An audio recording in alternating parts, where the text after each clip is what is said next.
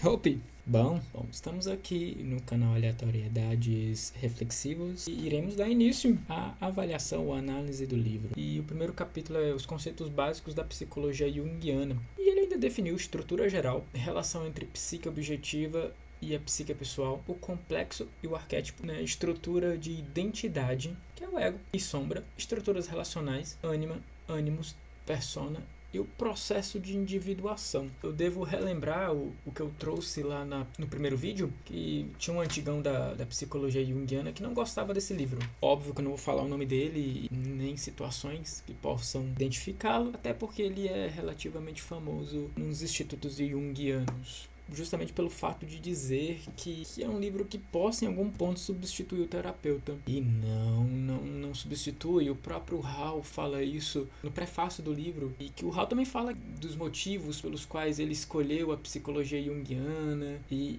o fato dele ter feito análise com a própria Von Franz, né? Para quem não conhece, a Von Franz, digamos assim, que é a 02 aí da psicologia junguiana, produziu, foi contemporânea do Freud, teve uma vida ali com o próprio Jung e tudo mais, tem histórias aí, de blá blá blá. Ela é muito importante dentro da psicologia junguiana. Livros importantíssimos, tipo psicoterapias, que antigamente era muito difícil achar e agora tem na Amazon. Inclusive, eu vou deixar referenciado esse livro aí, caso vocês queiram comprar, vai ajudar o canal. Mas enfim, ele fala que justamente esse livro não vai substituir a Persona Medici, mas sim, o livro cria conselhos práticos para quem for se aventurar numa avaliação, até mesmo seus próprios sonhos, por que não? Eu acho que essa é a porta de entrada para que a gente faça uma psicoterapia mais aprofundada, não necessariamente pelo fato de ter um sintoma, mas sim por querer avaliar, experimentar. São conselhos práticos e ele ainda de uma maneira muito simples, que são diretrizes gerais justamente para que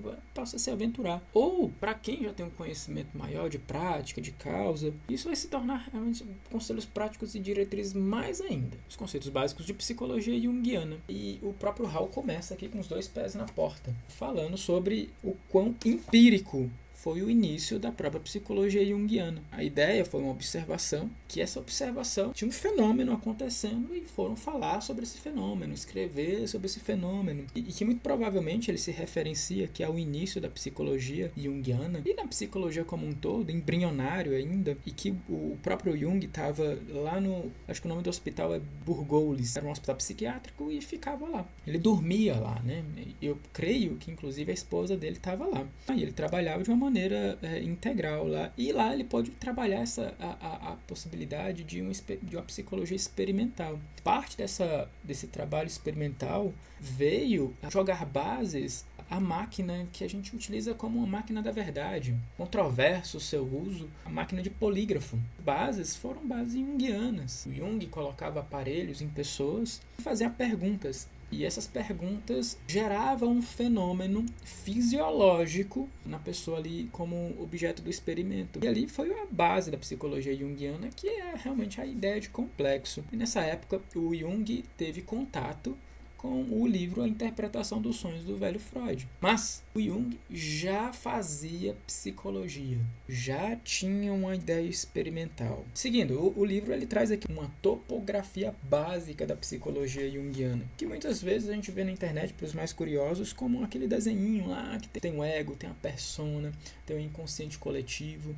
E ele fala como estrutura topográfica básica, com informações gerais, de uma maneira simples, a consciência e a inconsciência. E a própria inconsciência dividida em duas grandes partes, que é o inconsciente pessoal, né? Esse inconsciente pessoal é diferente do Freud, e a psicoobjetiva. E ele chama de psicoobjetiva o que comumente a gente chama hoje em dia de inconsciente coletivo. Ele justifica, né, o porquê que ele utiliza esse termo, e eu creio que é o Jung que escolhe utilizar a psicoobjetiva, assim como ele quis utilizar psicologia complexa em algum momento, que hoje em dia chama de psicologia junguiana, né? E que dentro dessa topografia básica existem 4 níveis da psique, né? E esses 4 níveis são basicamente Como a gente está falando de conceitos gerais, dentro desses 4 níveis existe o inconsciente pessoal, o inconsciente coletivo, a psique objetiva e algo que é muito interessante, que eu não vi em outros lugares, o mundo exterior da consciência coletiva, ou seja, as vivências coletivas, talvez táteis, justamente de fenômenos da psique objetiva, ou seja, do inconsciente coletivo. E dentro disto temos as estruturas topográficas especializadas. E dentro dessas estruturas básicas especializadas, a gente começa a brincadeira, que é o ego, a própria persona, a sombra, que para mim é a parte mais legal, e a cisígia, que nada mais é do que a ânima e ânimos, de uma maneira paralela. Ele sempre vai colocar como cisígia esses dois juntos, porque são estruturas relacionais.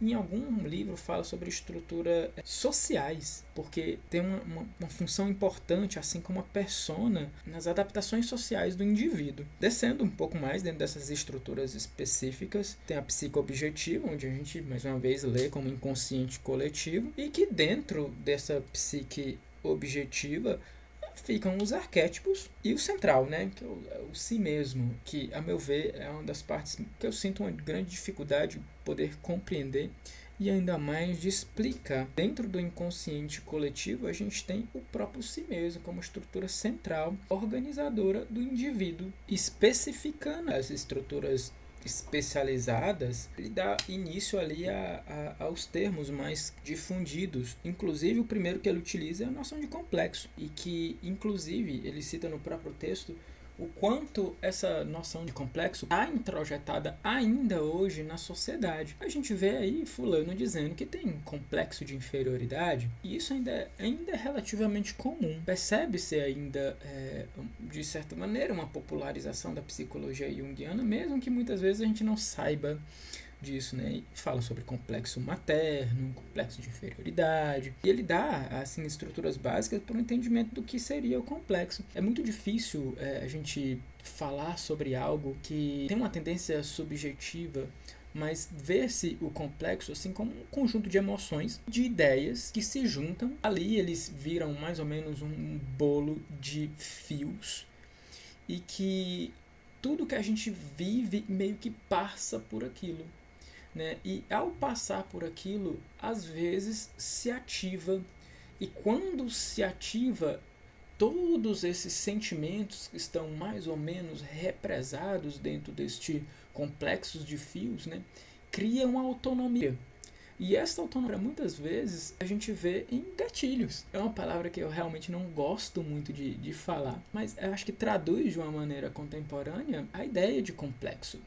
Óbvio, a gente consegue falar de uma maneira muito mais aprofundada, principalmente se a gente levar em conta o início da construção deste conceito, lá com a ideia de experimentação, né, a construção dos equipamentos, né, do que se aferia fisiologicamente esses equipamentos. Mas sim, de uma maneira simples a gente consegue perceber que seria um amontoado de sentimentos, e que muitas vezes isso é ativado como gatilhos, como situações ruins, e que esses sentimentos todas as vezes são construídos ali na nossa infância, na nossa vida, no nosso dia a dia. E quando isso se ativa, e ele tem uma frase, na verdade um conceito também para chamar essa ativação, né, como o complexo constelou. Quando o complexo constela, uma das características mais importantes disso é que ele ganha uma vida própria. É muito comum as pessoas falarem, não sei porque eu fiz isso. Naquele momento aconteceu tal coisa e foi fulano dentro de uma briga ali e tudo mais, ânimos exaltados por si só, isso já é um contexto que gera mudanças e comportamentos complexos. Uma pessoa utilizou uma frase, que essa frase era muito utilizada pela mãe de outro fulano, e que quando soltou essa frase, o outro realmente, maneira simples, perdeu as estribeiras. E que sem a qual não tivesse utilizado essa frase específica, que muitas vezes o outro nem sabia que era tão profundamente arraigada na psicologia do outro, faz com que o outro tenha ali um comportamento quase instintivo. Uso essa palavra agora como uma tentativa de explicar, mas eu creio que não é a melhor maneira, mais didática, mas ativa ali instintivamente no outro comportamentos muitas vezes autônomos e que geralmente vão trazer um prejuízo, né? Seja um prejuízo social e, em última instância, criminal. Dando continuidade às estruturas especializadas, ele fala sobre uma noção geral do que seria arquétipo. E também ele mistura, na verdade ele não divide tão bem na minha opinião, e também da imagem arquetípica. Mas um parágrafo me chama a atenção. Qualquer experiência humana regularmente repetida tem um alicerce arquetípico. Nascimento, morte, união sexual, casamento, conflito de forças antagônicas. Embora os arquétipos possam ter evoluído, eles continuam de uma maneira invariável. Justamente pelo fato de, se é que eles mudam, essa mudança é tão pequena, tão ínfima, que faz mais sentido a gente dizer que eles são fixos, ou até mais ou menos fixos. Essa representação, né, fala um pouco sobre como isso é muito abrangente. Mas, de maneira geral, são formas extremamente antigas, tão antigas que a gente não consegue nem precisar. E que essas formas são padrões, talvez comportamentais, tão antigos que a gente não consegue nem definir de onde vem. Quase algo vinda do verbo. Para que podemos observar isso de uma maneira um pouco mais simples, se apresentam justamente as imagens arquetípicas. A noção, a forma de ser mãe é reconhecida em qualquer lugar do mundo. Mas mesmo assim, dentro dessa imagem arquetípica de mãe, existe algumas noções de divergências de cada ser mãe na Indonésia, do ser mãe no Brasil, e que justamente o que aparece, o que a gente consegue ver, uma frase que eu ouvi do Jung, é como se a gente pudesse ver a face de Deus, e se a gente pudesse ver a face de Deus, seria uma imagem arquetípica de Deus. É justamente o que a gente pode ver é uma imagem arquetípica.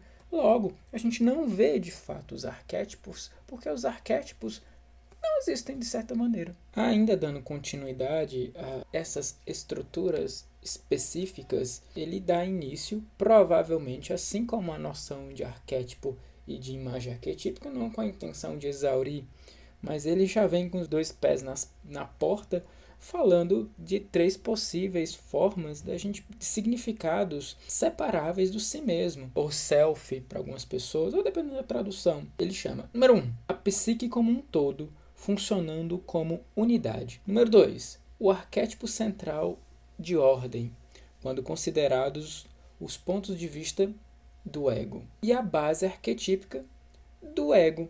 A gente poderia, inclusive, falar de um por um, mas uma coisa que é mais patente, mais clara da gente ver, é que o si mesmo é o centro ordenador, que na realidade coordena o campo psíquico. É como se fosse um arquétipo tão central nessa topografia toda que faz a gente ter uma noção de integralidade e completude e talvez de uma maneira didática de algo saudável ou reconhecidamente humano. É justamente a noção do si mesmo. E a experiência do ego com o si mesmo, ela é muito interessante. Inclusive ele cita aqui no livro, e eu já ouvi, não me recordo se é no Eu e o Inconsciente, que faz parte das obras completas, da experiência com o si mesmo de uma maneira externa.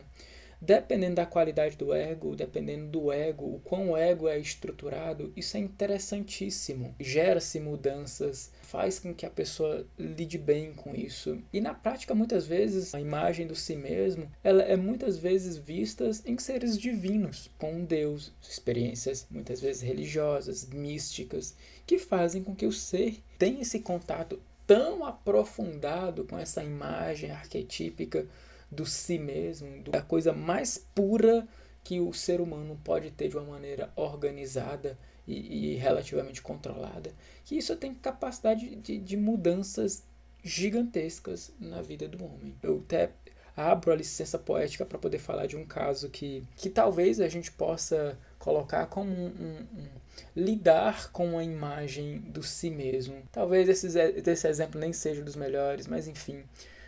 Um colega meu que trabalhava junto comigo fez uma viagem para uma fazenda e experimentou ayahuasca. Eu não me recordo se foi a ayahuasca ou se foi outra droga, não me recordo. Mas nessa experimentação que ele fez só e somente com o irmão dele, que já era iniciado nessa substância, fez com que ele ficasse cerca, segundo ele, de 4 horas sentado numa pedra. Nessa pedra alta que ele via o pasto. Nesse pasto tinha mais ou menos uns 4 bois, que era da fazenda do pai dele.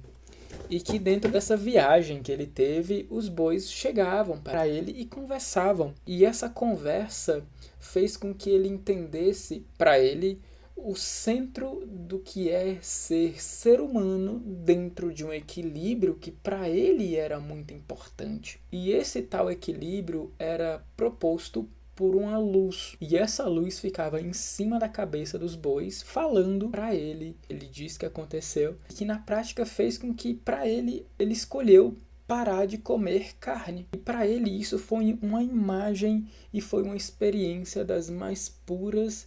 E, inclusive, até onde eu sei, ele continua nessa ideia de não comer carne depois de longos 10 anos. Eu não tinha na época essa noção da psicologia junguiana, e para mim era uma grande viagem. No fundo, ainda é uma grande viagem, mas a gente consegue explicar de uma maneira talvez prática como é que isso aparece. Para ele era algo divino, algo místico que conseguia entregar para ele as chaves de uma boa vida. Inclusive de outras coisas que ele parou de fazer. Eu lembro que ele parou de beber e parou de fumar, e foi uma experiência muito interessante para ele, e isso foi realmente muito construtivo. Porém, ele tinha um ego estruturado. Esse ego, quando não estruturado, essas visões ou esse contato com si mesmo é algo que beira o aterrador, beira o pânico, beira a destruição final, ou no mínimo uma fragmentação do ego. E quando a gente fala isso numa vida real, é quase com uma declaração de não volta. A pessoa não volta. E isso pode ser uma explicação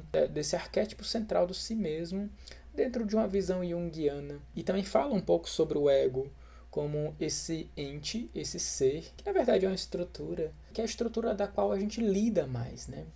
É a estrutura externa que faz com que a gente lide com a parte social da vida. Logo, essa estrutura externa, em tese, é a parte um tanto vulnerável da vida humana.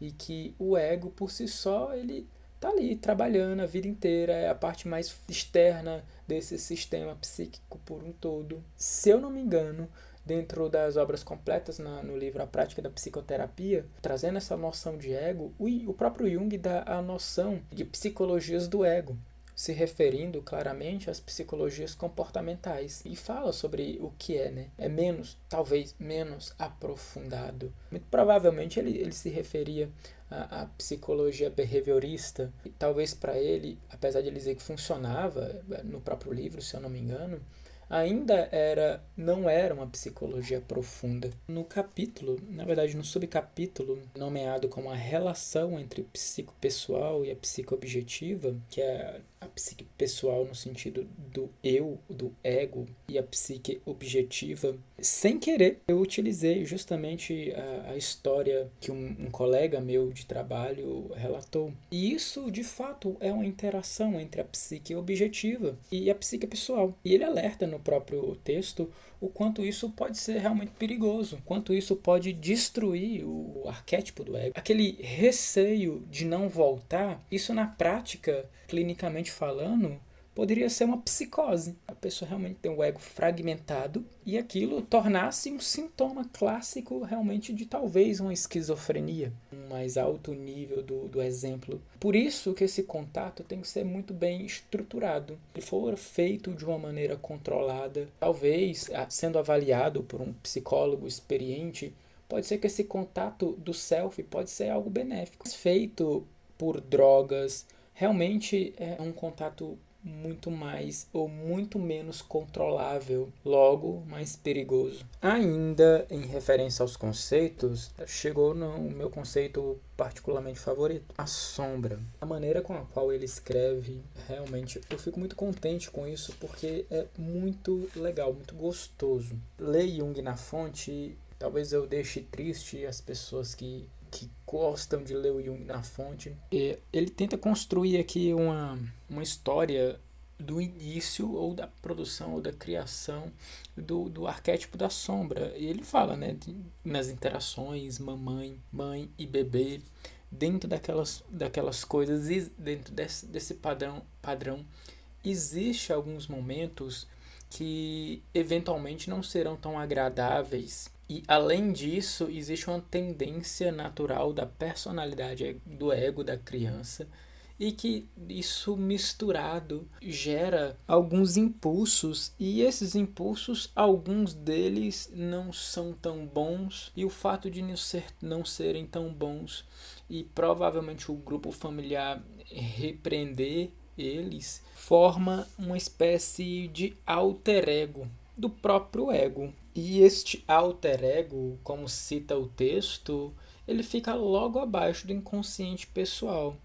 Então, a gente tendo uma visão talvez material da coisa, fica tudo mais ou menos próximo, e a ideia de ser inconsciente e consciente é o que dá a graça digamos assim, a graça do arquétipo da sombra. Pois, tá aí a sacada, né? Nem sempre a sombra é só e somente coisas ruins. Existem esses aspectos que aconteceram lá quando era criança, né, dentro daquela relação fusional da mãe, do bebê, e também com a equação pessoal da própria criança, provavelmente de uma maneira inata, também, né, trouxeram para essa escuridão, para essa sombra, elementares da personalidade que também eram positivas e partes do próprio ego. Via de regra, esse aspecto, e isso é visível na clínica, e claro, também trazendo a explicação do próprio autor, predominantemente é o que a gente trabalha na clínica, nos atendimentos, nas psicoterapias. E dentro da própria psicoterapia, muitas vezes aparece nos sonhos, nas projeções, mas isso é grifo mel. Ao concluir esse pequeno fragmento, ele consegue fazer uma conexão magnífica com a estrutura de ânima e ânimos. Abre aspas. Além de ser personificada em sonhos e em material de fantasia, a sombra é, em geral, projetada em pessoas do mesmo sexo. Muitas vezes alguém do mesmo tempo antipatizado e invejado por ter qualidades que não estão suficientemente desenvolvidas na imagem dominante do próprio indivíduo. E essa imagem, talvez não dominante, de um ponto de vista, pode ser provavelmente esses aspectos que estão de um lado sombrio. Por isso que se trabalha, e esse trabalho, apesar de ser muito oneroso, é um trabalho muito gostoso também de fazer na clínica, que é identificar muitas vezes esses aspectos que são inconscientes, mas que são muito bons, benéficos. E a partir do momento que a gente consegue perceber elementos deste tipo, tornamos eles conscientes e de uma maneira prática conseguimos experimentar grandes mudanças na nossa vida. Seguimos agora as estruturas relacionais, ânima e ânimos. E persona. Nesse momento eu vou falar mais da ânima e do ânimo, mas existe uma certa tendência a se correlacionarem. E na prática, a avaliação da projeção da ânima e do ânimos muitas vezes se conecta, na prática clínica, muitas vezes se conecta tanto às figuras de sombra, tanto às figuras de ego, quando a gente fala numa interpretação ou numa análise de sonhos. Abre aspas, uma imagem masculina, ânimos, na psique da mulher, e uma imagem feminina, ânima, na psique do homem. Inicialmente, esses conceitos foi visualizado pelo próprio Jung na avaliação das fantasias dos pacientes. E como eu introduzi, de modo real, a gente trabalha a ânima, inclusive contém aqui no próprio texto, né, de maneira projetada. Ela projetada é muito mais fácil de se trabalhar, é mais comum de aparecer. Hall, ele coloca aqui como uma das projeções mais comuns é o apaixonamento, uma paixão mútua das duas pessoas, e no caso gera-se, em contextos junguianos, uma projeção mútua de ânima e ânimos, e que nesse caso a não aceitação de uma das partes pode gerar uma sensação de luto, provavelmente um luto, é um objeto perdido, falando de uma maneira simbólica, e que muitas vezes se retrata como uma depressão, muitas vezes se retrata primariamente como uma melancolia, ou num conceito junguiano talvez experimental, ele chama de uma possibilidade de perda da alma.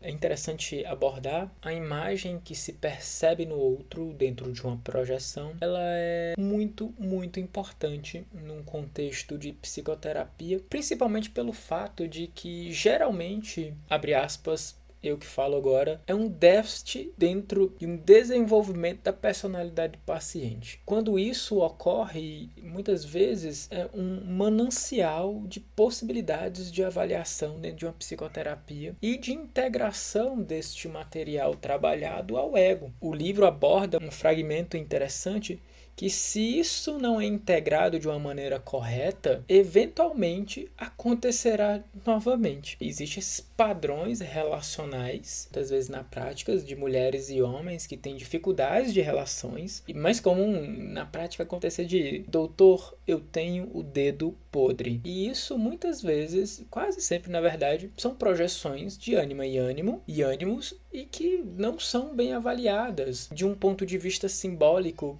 mas sim de uma maneira automática de um ponto de vista puramente concreto. E perde-se a oportunidade de uma avaliação, de uma integração desses elementos muitas vezes simbólicos, não só concretos. A mente, né, ou ego, numa tentativa de manter-se como dono do destino, como um conhecedor de tudo, acaba num certo looping, porque entende-se de uma maneira completamente concreta e não de um ponto de vista simbólico. O tema da ânima e do ânimos realmente é fascinante. Inclusive, uma das melhores partes aqui do livro. E é uma das partes que aparentemente ele se estendeu mais. E ele fala sobre isso, né? Que ele se estendeu um pouco mais, justamente pela complexidade do próprio termo. Percebe-se que o conceito de ânima e ânimos no mundo atual, com a ideia de papel de gênero e as formas não tradicionais de serem homem e ser mulher, ele já lança bases de uma crítica ao próprio termo, ao próprio conceito. Essa crítica realmente não é uma crítica